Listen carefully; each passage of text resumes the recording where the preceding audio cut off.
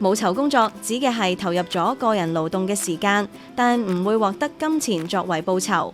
一般包含4類：職業探索活動、義務工作、照顧家人同深入發展興趣。前一集我哋講過深入發展個人興趣，其實可以將技能轉移發展成職業，好似溝通技巧、問題解決能力、團隊合作同埋批判性思考等。今集我哋會探討一下第2類。義務工作對個人成長方面嘅影響。就讀社會工作系嘅大專生 Bobby 認識咗香港中華基督教青年會 YMCA 嘅 YM Volunteer 計劃，自行構思義工服務，運用自己嘅能力，舉辦咗長者興趣班，其實有得展，邀請識世代青少年教一班長者拍片剪片。對佢嚟講係未進入社會前一種有用嘅體驗，既可以學習同長者溝通，亦可以傳授一啲電子科技知識俾長者，為社區共融出一分力。構思其實有得展呢個計劃，主要係同謙 Sir 開完會之後咧，發覺原來長者咧對科技呢個服務都好感興趣同埋好奇啦。咁所以開完會之後咧，就組織咗一班青年嘅義工去服務長者啦。咁服務嘅內容就係拍片同埋剪片。最大嘅收穫就係接觸到佢哋，其實真係對科技呢一樣嘢好有好奇心。佢哋真係會係咁追住我哋問，可能問下點樣可以拍得好啲呢個位啊？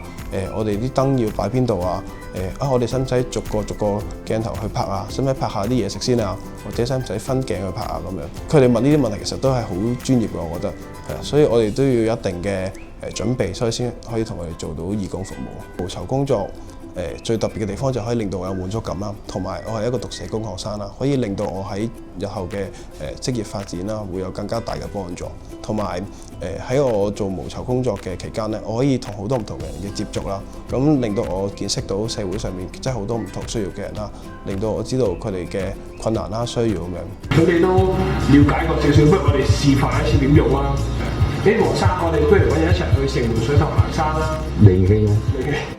我哋可以洗生果啦，洗完生果之後咧，當啲長者整完嗰個片之後咧，佢哋會 show 翻俾我哋睇啊，真係好有成功感咯！參加義工其實好好玩嘅，同埋你都學到好多嘢，都可以令到你成長到你嘅人生當中啦，係有好多人會幫助你嘅，同埋當人哋幫助你嗰陣時咧，你要感恩咯，然之後去幫翻第二個人咯。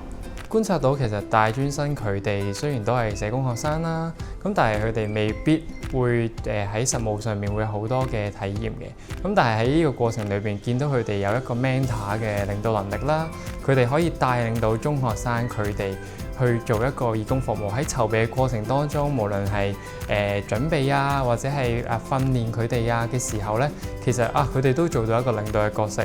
而同時間由佢哋呢群嘅年輕人做到嘅義工服務裏邊咧，可以帶動到長者佢哋，亦都讓長者佢哋明白到其實年輕人都會關心我哋嘅。呢一樣嘢就係令到大專生可以令到自己嘅提升咗領導能力之餘，亦都可以令到佢哋吸收到呢一方面經驗，令到佢哋第時生涯方面都有一個好嘅發展。